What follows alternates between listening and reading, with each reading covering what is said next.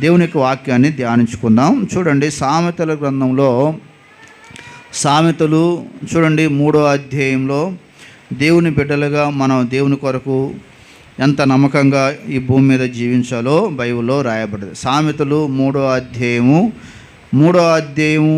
1 నుంచి 2 వచనాల్లో రాయబడ్డది.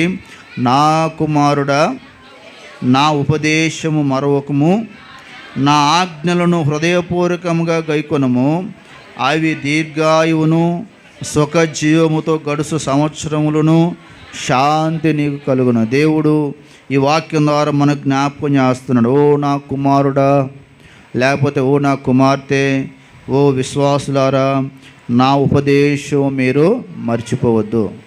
ఉపదేశం అంటే అర్థం ఏంటి? దేవుని వాక్యం మనం మర్చిపోకూడదు, దేవుని మాటలు మర్చిపోకూడదు.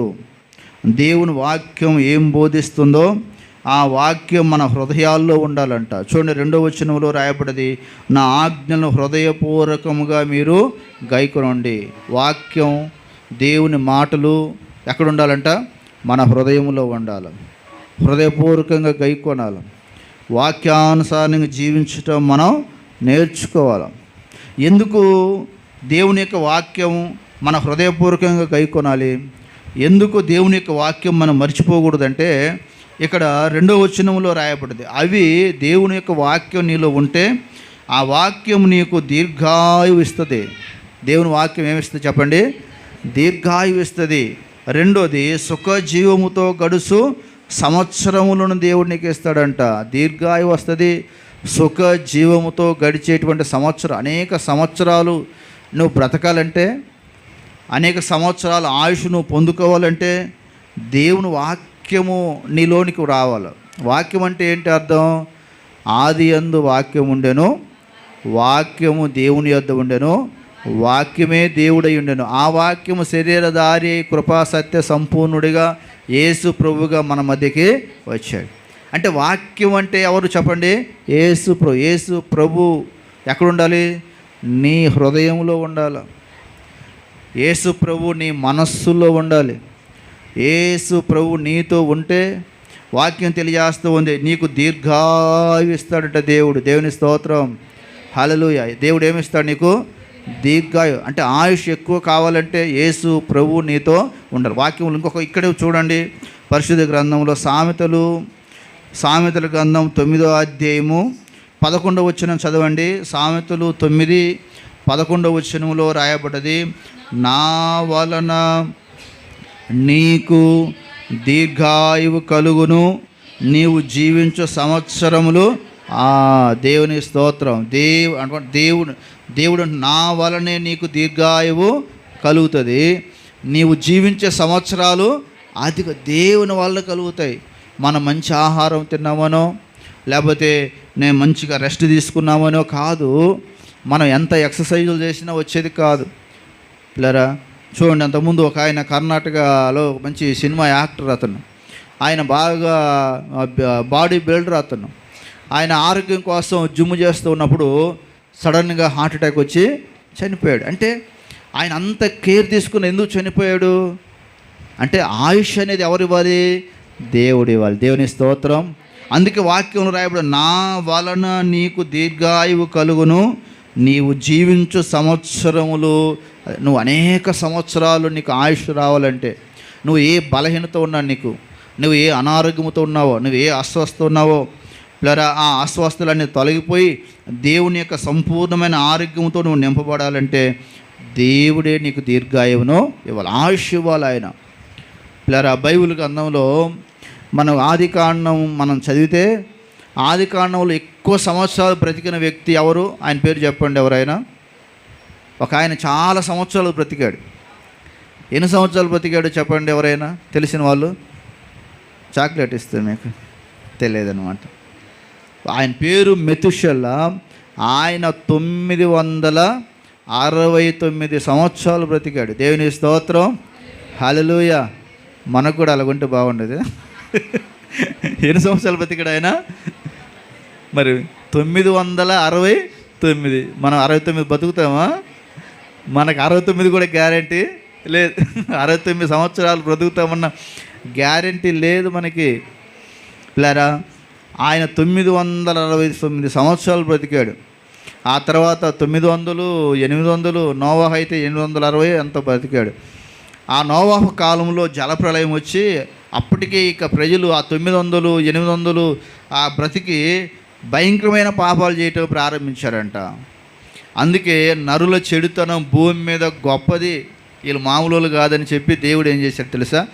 జలప్రలయం తెచ్చి ఆ జలప్రలయంలో ఈ 800, 900 సంవత్సరాల బ్రతికులందరినీ దేవుడు తీసుకెళ్ళిపోయి ఆ తర్వాత దేవుడు ఆయుష్ని ఇచ్చాడు అనమాట. ఎంత ఇచ్చాడంటే 120 సంవత్సరాలు చేశాడు. ఎన్ని సంవత్సరాలు చేశారు? 120. ఇలా ఇప్పుడు కూడా చాలామంది 120 సంవత్సరాలు, 130 సంవత్సరాలు బ్రతికే వాళ్ళు అక్కడక్కడ ఎవరో కొంతమంది కనపడుతూ ఉన్నారు. అయితే దేవుని యొక్క వాక్యంలో ఇక మోషే ఏమని రాశాడంటే, మన ఆయుష్ 70 సంవత్సరాలు, ఒకవేళ అధిక బలం ఉంటే 80 సంవత్సరాలంట. మన ఆయుష్ కాలము 70 సంవత్సరాలు, అధిక బలం ఉంటే 80 సంవత్సరాలు. అది ఆయాసము దుఃఖమే. 80 సంవత్సరాలు బ్రతికావంటే ఆయాసంతో దుఃఖంతో బ్రతకాల్సిందే.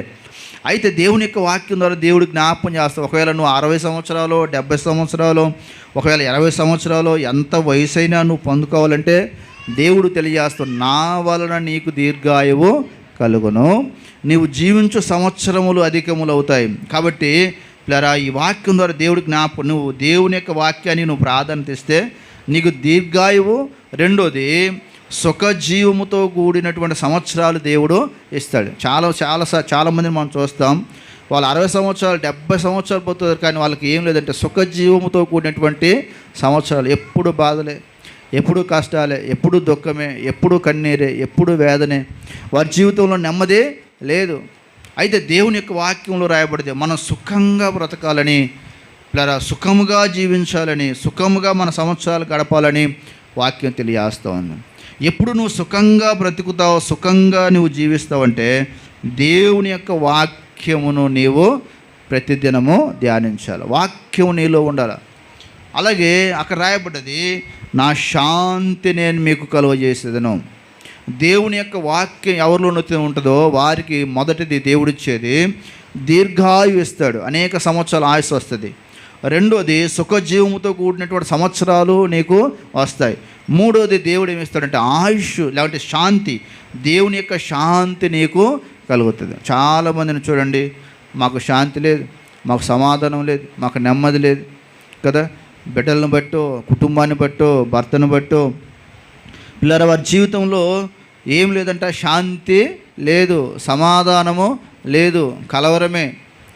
డబ్బు కోసమో, ధనం కోసమో, లేకపోతే పిల్లల కుటుంబం బట్టో వాళ్ళ జీవితంలో నెమ్మదిని పొందుకోలేకపోతున్నారు. మనం చూస్తాం, మనకు తెలిసినటువంటి ఒక ఆయన, పిల్లల ఈ మధ్యకాలంలో ఒక అతను, ఆయన మంచి సినిమా యాక్టర్గా పనిచేశాడు. ఆయన పనిచేసి పిల్లల ఆయన కుమార్తె సరిగా పట్టించుకోవట్లేదని, ఎందుకు నా జీవితం అని చెప్పి ఆయన ఉరిపెట్టుకొని చనిపోయాడు. అంటే ఆయనకి ఏం లేదంట, నాకు శాంతి లేదు, నా జీవితంలో నేను అన్ని డబ్బు ఉంది, ధనం ఉంది, ఆస్తి ఉంది, పని వాళ్ళు ఉన్నారు, పని చేయడానికి వాళ్ళకి ఎంతైనా జీతాలు ఇవ్వగలడు, కానీ ఆయనలో ఏం లేదంట, శాంతి లేదు, ఆయనకు సమాధానం లేదు. దేవుని యొక్క వాక్యం తెలియజేస్తోంది, మన దేవుడు మనకేమిస్తాడంట, శాంతి. నీకు డబ్బు కాదు కావాల్సింది, నువ్వు సంపాదించుకోవాల్సింది ధనం కాదు, వెండి బంగారాలు కాదు. ఏం సంపాదించుకోవాలంట, శాంతి సంపాదించుకో, సమాధానంగా ఉండటం నేర్చుకో, నెమ్మదిగా ఉండటం నేర్చుకో, భయభక్తులతో జీవించడం నేర్చుకో.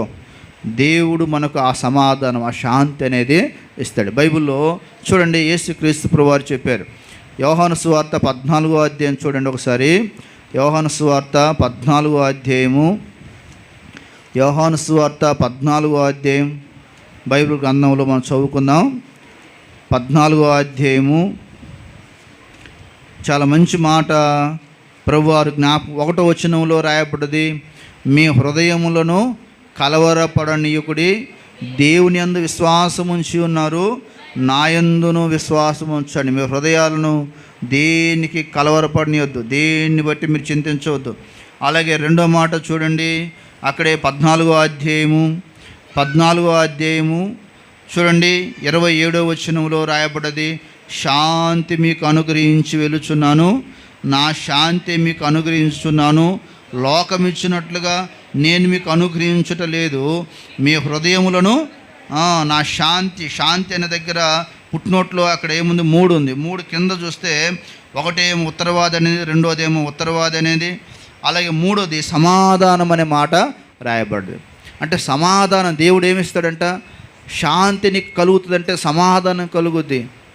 నీకు దేన్ని బట్టి నీకు సమాధానం లేదో, దేన్ని బట్టి నీకు నెమ్మది లేదో, దేన్ని బట్టి నీకు ఆనందం లేదో, దేవుడంట ఆయన దగ్గరికి వచ్చిన వాళ్ళకి సమాధానం ఇస్తాడు, నెమ్మది ఇస్తాడు, సంతోషం ఇస్తాడు.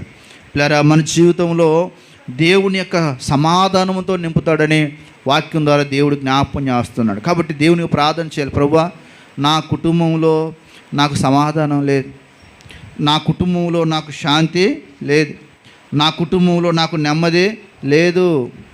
చాలా కుటుంబాల్లో చూస్తే భర్త తాగేసి కుటుంబంలో సమాధానం లేకుండా చేస్తున్నాడు. దేవునికి ప్రార్థన చేయండి. ప్రభువా, నా కుటుంబంలో సమాధానం కోల్పోతున్నాను, నాకు శాంతి లేదు, నెమ్మదిగా జీవించలేకపోతున్నాం, సుఖంగా జీవించలేకపోతున్నాం, కాబట్టి మాకు సమాధానం దయచేయండి అని దేవునికి ప్రార్థన చేస్తే దేవుడిస్తాడు మనకు సమాధానం. దేవుని స్తోత్రం. ఎవరిస్తారు సమాధానం మనకి? దేవుడు ఇవ్వాలి. నీకు శాంతి ఎవరు ఇవ్వాలి? దేవుడు ఇవ్వాలి. దీర్ఘ ఎవరు ఇవ్వాలి? దేవుడు ఇవ్వాలి. సుఖజీవంతో గడిచే సంవత్సరాలు ఎవరు ఇవ్వాలి? దేవుడు ఇవ్వాలి. నీకు శాంతి ఎవరు ఇవ్వాలి? దేవుడే ఇవ్వాలి. ఈ లోకంలో డబ్బు, ధనం, ఆస్తి అవే కాదు మనం అడగాల్సింది, దేవుని అడగాల్సింది. ఇవి అడగాల.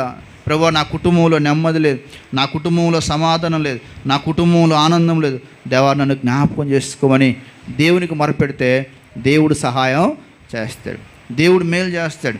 అలాగే చూడండి, ఇంకా వాక్యంలో 3వ వచనంలో రాయబడి, దయను సత్యము ఎన్నడూ నిన్ను విడిచిపోనీయకము. ఇంకేం చేయాలంట? వాటిని కంఠభూషణముగా ధరించుకో. ఏం చేయమంటున్నాడు దేవుడు? దయ కలిగి జీవించండి. రెండోది, సత్యము ఎన్నడూ నిన్ను విడిచిపోనీయవద్దు. దయ కలిగి జీవించాలంటే యేసుక్రీస్తు వారి లోకంలో ఉన్నప్పుడు ఆయన చేసిన పని ఏంటంటే అనేక మందికి దయ చూపాడు. ఆయన దయ కలిగినటువంటి దేవుడు, ఆయన కరుణ కలిగిన దేవుడు.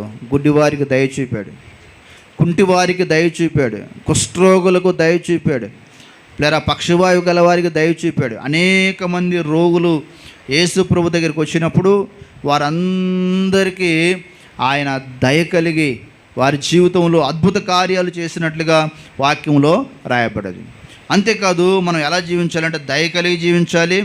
సత్యము ఎన్నడూ మనల్ని విడిచిపోవడానికి వీలు లేదు. అంటే అబద్ధాలకు దూరంగా న్యాయంగా బ్రతకమని వాక్యంలో రాయబడ్డది. న్యాయంగా బ్రతకాల.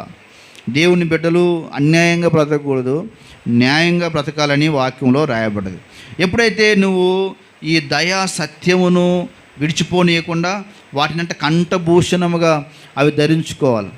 అంటే మన మెడలో ఒక చైన్ వేసుకున్న ఒక హారం ఏదైనా వేసుకుంటే ఎలాగైతే ధరించుకుంటామో అలాగే ఈ సత్యము దయ అనేది ఎప్పుడు నిన్ను విడిచిపోవడానికి వీలు లేదు. అవి మనం మన జీవితకాలం అంతా కూడా ఆ దయ సత్యము మనం ఎంబడిస్తూనే ఉండాలని వాక్యంలో రాయబడింది. బైబిల్లో ఒక ఆయన ఉన్నాడు, ఆయన పేరు హిజ్కియా రాజు. ఆయనకు మరణకరమైనటువంటి జబ్బు వచ్చింది. ఆ మరణకరమైన రోగం వచ్చినప్పుడు ఒక ప్రవక్త వెళ్ళిపోయి ఆయన దగ్గర చెప్తాడు, అయ్యా నీళ్ళు చక్కబెట్టుకో, నువ్వు చనిపోతావు అని చెప్పేసి వెళ్ళిపోయాడు. వెళ్ళిపోయినప్పుడు ఈ హిజ్కియా రాజు ఆయన గోడ తట్టు తిరిగి దేవుని సన్నిధిలో ప్రార్థన చేయటం ప్రారంభించాడు. ప్రభువా, నేను ఎంత అనుకూలంగా జీవించానో, ఎంత సత్యంతో జీవించానో ఒక్కసారి జ్ఞాపకం చేసుకో. నేను ఏదైనా తప్పు చేశానా, ఏదైనా అన్యాయం చేశానా, ఎవరికైనా నేను నష్టం కలిగి రాజుగా ఉండి దాదాపు 30 సంవత్సరాలు పరిపాలించాను, ఎవరికైనా అన్యాయం చేశాను, ఒక్కసారి జ్ఞాపకం చేసుకోమన్నప్పుడు దేవుడు జ్ఞాపకం చేసుకున్నప్పుడు ఆయనంట దయా సత్యం కలిగి జీవించాడు కనుక ఏ ప్రవక్త అయితే చెప్పాడు ఆ ప్రవక్త చెప్తాడు. నువ్వు ఆయన దగ్గరికి వెళ్ళిపోయి ఏం చెప్తావంటే, నీవు కన్నీరు విడుచుట దేవుడు చూశాడు, కాబట్టి దేవుడు నీకు 15 సంవత్సరాలు ఆయుష్ని ఇస్తాడు. దేవుని స్తోత్రం. ఎన్ని సంవత్సరాలు ఇచ్చాడు దేవుడు ఆయనకి అంటే, ఆయన దయ కలిగి సత్యం కలిగి జీవించినప్పుడు ఆయనకు దేవుడు 15 సంవత్సరాలు ఆయుష్నిచ్చి ఆస్వాదించి. ఆయన జబ్బు పోయింది, మంచి ఆరోగ్యంతో నింపబడ్డాడు. అలాగే మనం కూడా పిల్లరా దయ సత్యం కలిగి జీవించాలి. అంతేకాదు 4వ వచనం చూడండి, చాలా మంచి మాట రాయబడ్డది. అప్పుడు నీవు దేవుని దృష్టి యందును మానవుల దృష్టి యందును నీవు దయనుంది మంచివాడవు అని అనిపించుకుంటావు. ఎలా జీవించాలంటే ఈ భూమి మీద మనం మనుషుల దృష్టిలో, రెండోది దేవుని దృష్టిలో మన పేరు చెప్తే పలాని అక్క చాలా మంచిది, పలాని సహోదరుడు చాలా మంచివాడు, ఆయన సహాయం చేసేవాడు, మేలు చేసేవాడు, ఆయన ప్రార్థన చేసేవాడు, చాలా మంచివాళ్ళు, మంచి కుటుంబం అది అని మనము ఎలా ఉండాలంటే దేవుని దృష్టికి మానవుల దృష్టికి మంచివాడవని అనిపించుకోవాలి అని వాక్యంలో రాయబడ్డది. మన పేరు చెప్తే పలాని వ్యక్తి అంటే మంచివాడు, పలాని వ్యక్తి మంచి వ్యక్తి అని పిల్లరా ఆ మంచి పేరు సంపాదించుకోవాలంట. దేవుని వాక్యంలో రాయబడ్డది. సుగంధ ద్రవ్యముల కంటే మంచి పేరు కోరదగినది. దేవుని స్తోత్రం. మంచి చెడ్డ పేరు ఎంతసేపు వస్తుంది? ఒక్క నిమిషంలో చెడ్డ పేరు, ఒక్క సెకండ్లో వస్తుంది చెడ్డ పేరు. అదే నువ్వు ఆ చెడ్డ పేరు పోగొట్టుకోవాలంటే ఎంత ప్రయత్నం చేసినా, ఎంత కష్టపడ్డా, ఎంత ప్రాధేయపడ్డా అది మనకు మరలా రాదు. అందుకే దేవుని యొక్క వాక్యంలో రాయబడ్డది, నీవు దయనుంది మంచివాడు అనిపించుకో మనుషుల దృష్టిలో, రెండోది దేవుని దృష్టిలో. సమూయేలు అనే వ్యక్తి చిన్న బాలుడిగా ఉన్నప్పుడు ఆయన దేవుని దృష్టికి మానవుల దృష్టికి దేవుని యొక్క కృపను పొందినవాడు.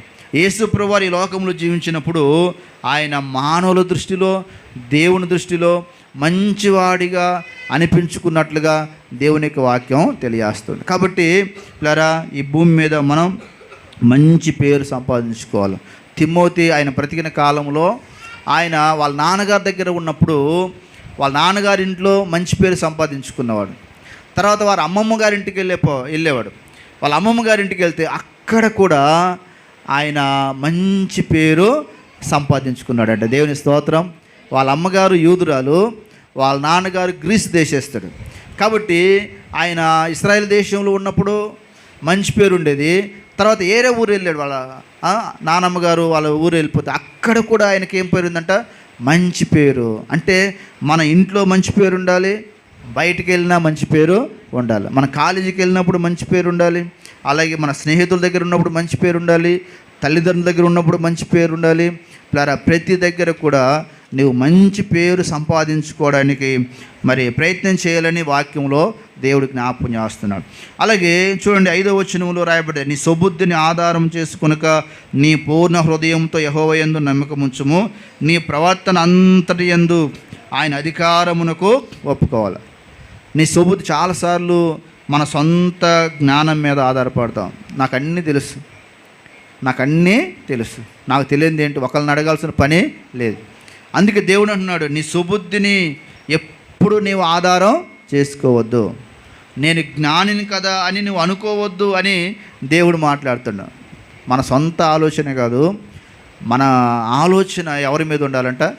దేవుని ఆలోచనతో మనం సరి చేసుకోవాలి. ప్రభువా, నా సుబుద్ధిని చాలాసార్లు ఆధారం చేసుకున్నాను, నా సొంత ఆలోచనతో వెళ్తున్నాను, నా సొంత ఆలోచనతో కాదు, నీ ఆలోచన నాకు దయచేయని ప్రార్థన చేస్తే దేవుడంట ఆయన యొక్క స్వరం మనకి వినపడుతుంది, ఆయన స్వరం మనకి వినపడుతుంది. ఇందాక చెప్పాం కదా, ఇరాను దేశం మీదకి ఇస్రాయేల్ దేశం యుద్ధం చేస్తూ ఉంటే అమెరికా కూడా ఇస్రాయేల్ దేశానికి సపోర్ట్గా వచ్చి ఆ ఇరాన్ దేశం మీద యుద్ధం చేయడానికి వాళ్ళు ముందుకు వచ్చారనమాట. ముందుకు వచ్చినప్పుడు ఆ యొక్క అమెరికా దేశానికి చెందినటువంటి ఒక ప్రధానమంత్రి, ఆయన ఒక పాస్టర్, ఆ పాస్టర్ గారు ఈ యొక్క ఆ ట్రంప్కు మంత్రి, ఆయన ఉత్తరం రాశాడనమాట. ఏమని ఉత్తరం రాశాడంటే, అయ్యా ఇప్పుడు యుద్ధం జరుగుతూ ఉంది కదా, ఈ యుద్ధం జరిగేటప్పుడు నీకు చాలామంది చాలా ఆలోచన చెప్తూ ఉంటారు, చాలా స్వరాలు మీకు వినపడుతూ ఉంటాయి, చాలా మాటలు వినపడుతూ ఉంటాయి. ఆ మాటలన్నిటి మీరు పక్కన పెట్టి మీరు దేవుని యొక్క స్వరం వినటం మీరు ప్రారంభించండి. దేవుడు మీకు ఏదైతే చెప్పాడో, ఏదైతే మీతో మాట్లాడుతున్నాడో ఆ దేవుని ఆలోచన ప్రకారం మీరు వెళ్ళండి అని ఆయన ఉత్తరం రాశాడంట. దేవుని స్తోత్రం. అంటే మనం కూడా మన ఆలోచనలు పక్కన పెట్టి ఏం చేయాలి చెప్పండి? దేవుని యొక్క ఆలోచనతోటి ఇలా దేవుని యొక్క చిత్తానుసారంగా, దేవుని యొక్క వాక్యానుసారంగా మనం జీవించటం మనం ప్రారంభించాలి. అందుకే రాయబడింది, నీ ప్రవర్తన అంతటి యందు ఆయన అధికారానికి ఒక ప్రభువా నా ప్రవర్తన నీ సన్నిధిలో జాగ్రత్తగా ఉండాలి ప్రభువా. నా మాటలు బాగలేవు, నా తలంపులు బాగలేవు, నా నడవడిక బాగలేదు, నా జీవితం బాగలేదు, నా ప్రవర్తన నీ సన్నిధిలో సరిగా లేదు, నన్ను జ్ఞాపకం చేసుకో. ఏదైనా సరే, మాట ద్వారా కానీ, చూపు ద్వారా కానీ, ప్రవర్తన ద్వారా కానీ, నడవడిక ద్వారా కానీ, క్రియల ద్వారా కానీ, ఏ తప్పు చేసినా కూడా మన ప్రవర్తన అంతటి మీద ఎవరికి అధికారం ఉండాలంటే దేవునికి ఉండాలి. ఎవరికి అధికారం ఉండడానికి వీలు లేదు. కాబట్టి మన ప్రవర్తన మొత్తం దేవునికి అప్పగించాలి. మన ప్రవర్తన అంతా దేవునికి నీ ప్రవర్తన అంతా, నీ మాటలు, నీ జీవితం దేవునికి అప్పగిస్తే నువ్వు ఎలా మాట్లాడాలో దేవుడు నేర్పిస్తాడు, ఎలా ప్రవర్తించాలో దేవుడు నేర్పిస్తాడు, ఎలా జీవించాలో దేవుడు నేర్పిస్తాడు, ఎలా ఈ లోకంలో బ్రతకాలో అన్ని దేవుడు నీకు నేర్పిస్తాడు. మనం ఎవరూ చేయవలసిన పని లేదు.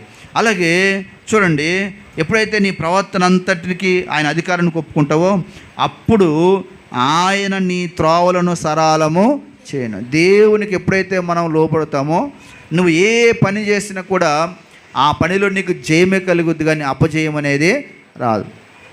దేవుడు అంటే నీ మార్గాలను సరళం చేస్తాడు. నువ్వు దేవుని సన్నిధిలో సపోజ్ ఒక పని నిమిత్తం, ఒక ఉద్యోగం కొరకు దేవుని సన్నిధిలో ప్రార్థన చేస్తున్నావు. ఆ ఉద్యోగానికి వెళ్తూ ఉన్నావు. వెళ్ళేటప్పుడు దేవుని దగ్గర ప్రార్థన, ప్రభువా నేను ఉద్యోగం కొరకు వెళ్తూ ఉన్నాను కాబట్టి నా ప్రవర్తన అంతట్లో నీ సహాయం అనుగ్రహించాడు, నా ప్రయాణంలో తోడుగా ఉన్నాడు, నాకు అద్భుత కార్యం చేయండి ప్రభు అని దేవునికి ప్రార్థన చేస్తే దేవుడు అంటే నీ మార్గములను ఆయన ఏం చేస్తాడు, సరళం చేస్తాడు, అక్కడ కార్యం చేస్తాడు. నువ్వు ఇక్కడ ప్రార్థన చేస్తే కార్యం చేసేది ఎవరు? దేవుడు. దేవుడు అక్కడ చేస్తాడు. నువ్వు ఎక్కడికి వెళ్తున్నావో, ఏ ఉద్యోగానికి వెళ్తున్నావో, ఏ వ్యాపారానికి వెళ్తూ ఉన్నావో, ఏ పని నిమిత్తం వెళ్తున్నావో ఆ పని అక్కడ కార్యం దేవుడు చేస్తాడు. కాబట్టి ఇలా దేవుని బిడ్డలుగా మన ప్రవర్తన దేవుడికి సమర్పించుకోవాలి. అలాగే 7వ వచనం, అలాగే 8వ వచనం చదువుకొని మనం ప్రార్థన చేసుకున్నాం. చూడండి, నేను జ్ఞానిని కదా అని ఎప్పుడు నీవు అనుకొనవద్దు. అంతేకాదు, యెహోవా యందు భయభక్తులు కలిగి చెడుతనము విడిచిపెట్టుము. చాలా ప్రాముఖ్యం. చూడండి ఎన్ని మాటలు ఉన్నాయో. నీ ప్రవర్తన జాగ్రత్తగా ఉండాలి, అలాగే నీ నడవడిక జాగ్రత్తగా ఉండాలి, హృదయపూర్వకంగా దేవుణ్ణి నమ్మాలి, ఈ భూమి మీద మంచివాడు అనిపించుకోవాలి. అంతేకాదు దేవుని యొక్క వాక్యం కంఠభూషణముగా నీవు ధరించుకోవాలి. సత్యము దయ నువ్వు ఎప్పుడు విడిచిపెట్టకూడదు. అలాగే నీకు దీర్ఘాయువు కావాలంటే, దేవుని యొక్క ఆయుష్ నీకు కావాలంటే, అలాగే నీకు శాంతి కావాలంటే దేవుని యొక్క వాక్యాన్ని హృదయంలో ఉండాలి. అంతేకాకుండా యెహోవా యందు భయభక్తులు కలిగి చెడుతనాన్ని ఏం చేయాలంట వేస్తారు. చెడుతనం అనేది చాలా భయంకరమైనది. చాలామంది పిల్లరా ఈ చెడుతనాన్ని అమడేస్తూ ఉన్నారు, చెడుతనం నేర్చుకుంటున్నారు. యవనస్తులు చాలా భయంకరమైన చెడుతనంలోకి వెళ్ళిపోతున్నారు. చిన్నపిల్లలు డ్రగ్స్కి అలవాటు పడుతున్నారు, చిన్నపిల్లలు గంజాయికి అలవాటు పడుతూ ఉన్నారు, చిన్నపిల్లలు సారా తాగుతున్నారు, బ్రాండ్ తాగుతున్నారు, బీర్లు తాగుతున్నారు. ఇలా చాలా చిన్న పిల్లలు గంజాయి తాగుతూ ఉన్నారు. చాలా చిన్న పిల్లలు పిల్లరా 6వ తరగతి, 7వ తరగతి, 8వ తరగతి అక్కడి నుంచే వారు పిల్లరా స్టార్ట్ చేస్తున్నారు. ఈ మధ్య మా ఊరి దగ్గర ఒక అబ్బాయి కాలేజీకి అని హైదరాబాద్ పంపించారు. హైదరాబాద్ పంపిస్తే ఆ హైదరాబాదులో ఈ అబ్బాయి డ్రగ్స్కి అలవాటు పడిపోయాడు. వాళ్ళ అమ్మ నాన్నకి తెలియదు. వాళ్ళ నాన్నగారు చేసే పని ఏంటనుకున్నారు, సినిమా హాల్లో టికెట్స్ చింపి లోపలికి పంపిస్తారు కదా గేట్ దగ్గర. ఆయన గేట్ దగ్గర ఉంటాడు, సినిమా టికెట్ పట్టుకొని వెళ్తే, చిన్నప్పుడు మేము ఆ సినిమాకి వెళ్ళేవాళ్ళం. వెళ్ళినప్పుడు ఆయన పాపం చిన్నప్పటి నుంచి అక్కడే ఆ టికెట్ తీసుకున్న దగ్గర ద్వారం దగ్గర ఉండేవాడు. ఆయనకి ఇచ్చేది రోజుకు 100 రూపాయలు, 150 రూపాయలు ఇస్తారు. ఈయన కాలేజీకి అబ్బాయిని కాలేజీ చదివిస్తే అక్కడికి వెళ్ళిపోయి మా నాన్నగారు ఎమ్మెల్యే తర్వాత ఎమ్మెల్యే అని చెప్పాడంట. మా నాన్న తర్వాత ఎమ్మెల్యే అని చెప్పాడు. అలా అని చేసే పని ఏమో అది. వాళ్ళకి నెల వచ్చేసరికి 10,000 15,000 పంపమనేవాడు. నాన్న నేను కాలేజీ నుంచి హాస్టల్ నుంచి కాలేజీ దూరం అయిపోతూ ఉంది కాబట్టి నాకు బండి కావాలంటే, చిన్న బండి కొందామంటే కాదు మంచి ఫ్యాషన్ బండి కావాలా, పెద్ద బైకు 2 లక్షలు పెట్టి కొనేశారు. ఆ బండి మీద తిరగటం. ఇలారా ప్రతి నెల వచ్చేసరికి 10,000 15,000 20,000 ఫీజు కట్టాలనేవాడు, కాలేజీకి వెళ్ళాలనేవాడు, ట్యూషన్కి వెళ్ళాలనేవాడు, కోచింగ్ అనేవాడు. ఇలాగా మొత్తం వాళ్ళ అమ్మ నాన్న డబ్బంతా ఖర్చు పెట్టేశారు. ఆయన చేసే పని మీకు చెప్పాను కదా, చాలా చిన్న పని. చిన్న ఇల్లు ఉంది, ఆ ఇల్లు ఎవరికో తాకట్టు పెట్టారు. బంగారం ఉంటే బంగారము అయిపోయింది, డబ్బంతా అయిపోయింది, వీళ్ళ దగ్గర ఇంకేమీ లేదు. ఈ లోపుకి వాళ్ళ నాన్నగారు చనిపోయాడు. ఈ అబ్బాయి బాగానే ఉన్నాడు, మరి బాగా చదువుకున్నాడు, ఉద్యోగం సంపాదిస్తాడేమో. ఒకరోజు వీళ్ళ అమ్మగారు అక్కడికి వెళ్ళారంట. హైదరాబాద్ వెళ్ళేసరికి రూమ్ నిండా భయంకరమైనటువంటి ఈ మత్తు సంబంధించినవన్నీ కనపడుతుంది. ఆ అబ్బాయిని చూస్తే మొత్తం ఇంకా బక్కసికి పోయాడనమాట. జబ్బు వచ్చేసింది, ఏదో భయంకరమైన జబ్బు వచ్చేసింది. ఒక్క నిమిషం కూడా నిలబడలేడు, మొత్తం షేక్. ఆ డ్రగ్ ఎక్కించుకుంటే కానీ ఆడు మాట్లాడలేడు. ఆ డ్రగ్ ఎక్కించుకోకపోతే ఎవరితో మాట్లాడలేడు, కూర్చోలేడు, నిలబడలేడు. ఇక వాళ్ళ అమ్మగారు భయపడిపోయి తీసుకెళ్ళి హాస్పిటల్లో జాయిన్ చేస్తే, అమ్మ మీ అబ్బాయి చాలా భయంకరమైన స్టేజ్లో ఉండిపోయాడు, ఇప్పుడు ఆ అబ్బాయిని బాగు చేయటం చాలా కష్టం, అయినప్పటికీ మేము ప్రయత్నం చేస్తాం, దాదాపుగా 3 లక్షల దాకా డబ్బులు అవుతాయని. ఈవిడ దగ్గర ₹1 డబ్బులు లేవు.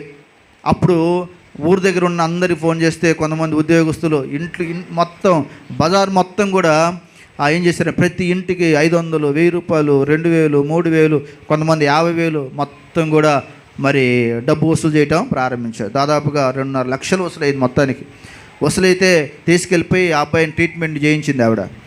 చేయించి మరలా ఇంటికి తీసుకొచ్చితే మరలా కాలేజీకి వెళ్తారని మరలా వెళ్ళిపోయి మరలా మొదలుపెట్టేశాడు. ఇప్పుడు ఆ అబ్బాయి చనిపోయాడు. అంటే దేవుని యొక్క వాక్యం తెలియజేస్తూ ఉంది పిల్లారా. ఏమంటున్నాడు ఇక్కడ, యెహోవా యందు భయభక్తులు కలిగి చెడుతనమును విడిచిపెట్టుము. ఆ చెడుతనాన్ని విడిచిపెట్టకపోతే ఏమవుద్ది చూడండి, నీ ఎముకలకు సత్తువ పోతుంది పిల్లరా, నీ దేహమునకు ఆరోగ్యము పోతుంది. ఆ చెడుతనాన్ని విడిచిపెడితే నీ దేహానికి ఆరోగ్యం కలుగుతుంది, నీ ఎముకలకు సత్తు వస్తుంది. అది విడిచిపెట్టకపోతే దేహం పాడైపోద్ది, ఆరోగ్యం పాడైపోద్ది, ఎముకలు కూలిపోతాయి. అందుకే దేవుని యొక్క వాక్యం ద్వారా దేవుడికి భయం భక్తులు కలిగి మనం జీవించాలి. ఎంతో భయంగా, ఎంతో భక్తిగా, ఎంతో విశ్వాసంతో జీవించాలి. అలాగే చివరి వాక్యం మనం చదువుకొని ప్రార్థన చేసుకుందాం. చూడండి, నీ రాబడి అంతటిలో ప్రథమ ఫలమును నీ ఆస్తిలో భాగం ఇచ్చి యెహోవాను ఏం చేయాలంట, కనపరచాలంట. పిల్లరా, మన రాబడిలో ఒకవేళ నువ్వు ₹100 సంపాదిస్తే దేవునికి ₹10, నువ్వు ₹1000 సంపాదిస్తే దేవునికి ₹100. ఎప్పుడైతే నీ యొక్క భాగమునిచ్చి దేవుని కనపరుస్తావో అప్పుడు దేవుడు ఏం చేస్తాడంట, అప్పుడు నీ కొట్లలో ధాన్యము సమృద్ధిగా ఉండును. ఏం చేస్తాడు దేవుడు, నీ కొట్లలో పిల్లరా, నీ యొక్క ఉద్యోగంలో లేకపోతే నీ బ్యాంకులో దేవుడంట ధాన్యం సమృద్ధిగా ఉండేటట్లుగా చేస్తాడు. నీ గానుగల నుండి క్రొత్త ద్రాక్షరసం పైకి పర్లేటట్లుగా దేవుడు చేస్తాడు. కాబట్టి పిల్లరా, ఈ వాక్యంలో రాయబడిన ప్రతి మాట మన జీవితాలకి అన్వయించుకోవాలి. వాక్యం మనలో ఉండాలి. దేవునికి వాక్యం మన హృదయంలో రాసుకోవాలి. దయా సత్యం కలిగి మనం జీవించాలి. మంచివాడిగా మంచి పేరు సంపాదించుకోవాలి. అంతేకాదు నీ సుబుద్ధిని ఆధారం చేసుకోకుండా పూర్ణ హృదయంతో దేవుని మీద మనం ఆధారపడాలి. అంతేకాకుండా మన ప్రవర్తన అంతటి మీద దేవుని అధికారానికి ఒప్పుకోవాలి. ఎప్పుడైతే అలా ఒప్పుకున్నామో ఏం జరుగుద్ది, యెహోవా యందు భయభక్తులు కలిగి ఏ చెడుతనానికి మనం తావు ఇవ్వటానికి వెళ్ళేది. ఒక సిగరెట్ కానీ, ఒక బీడీ కానీ, ఒక చుట్ట కానీ, ఒక మందు కానీ, ఏదైనా చాలామంది టెంప్ట్ చేస్తూ ఉంటారు. ఒకళ్ళ స్త్రీలను కూడా పిల్లరా, ఒకవేళ మీకు ఏదైనా బలహీనత ఉంటే దాంట్లో ఏదైనా ఎవరైనా మిమ్మల్ని బాధపరిస్తే దానికి మనం ఎప్పుడైతే దూరంగా ఉంటామో అప్పుడు నీ ఎముకలకు ఆరోగ్యం, నీ దేహానికి ఆరోగ్యం, నీ ఎముకలకు సత్తువ, నీ కుటుంబము ఆస్వాదించబడుతుంది, నీ బిడ్డలు ఆస్వాదించబడతారు. మన జీవితంలో దేవుడు అద్భుత కార్యాలు చేస్తాడు. అంతేకాదు మనకి ఏది ఇచ్చినా మొట్టమొదటిది మనం దేవునికి ఇచ్చినప్పుడు దేవుడు 30 60 100 దేవుడు ఆస్వాదిస్తాడు. హేబేలును ఎందుకు దేవుడు దీవించాడు చెప్పండి. హేబేల్ అంట ఆయన మందల్లోకి వెళ్ళాడు, నేను దేవునికి శ్రేష్టమైనది ఇవ్వాలని. ఆ మందల్లోకి వెళ్తే ఆ మందల్లో అన్నిటిని చూస్తే అన్నీ ఒక లెవెల్లో ఉన్నాయి.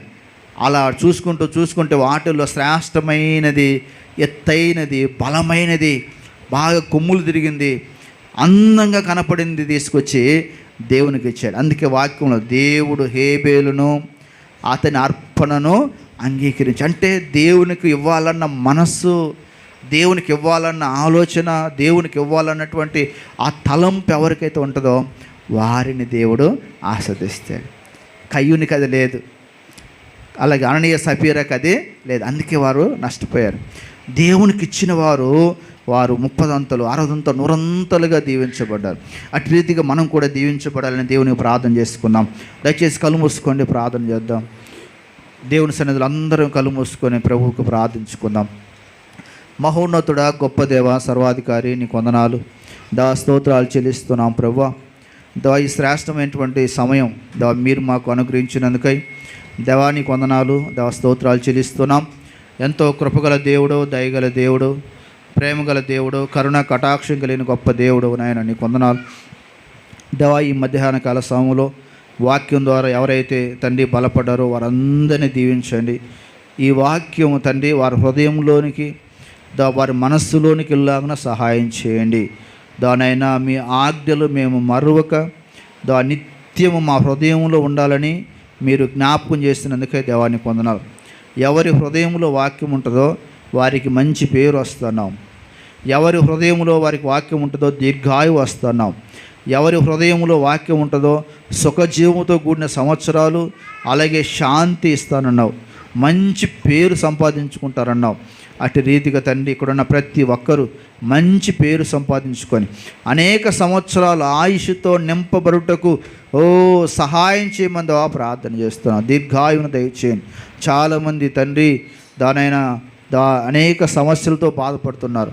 కొంతమంది ముడుకుల నొప్పులతో, కొంతమంది కీళ్ళ నొప్పులతో, కొంతమంది షుగరు, బీపీ, దానైనా కొంతమంది తండ్రినైనా ఇంకా ఎలాంటి బలహీనతలు వాళ్ళకున్నాయో నువ్వు ఎరిగిన దేవుడు కనుక ఆ బలహీనతల నుండి మీరు విడిపించి వారికి దీర్ఘాయువును దయచేయమని ప్రార్థన చేస్తున్నాం.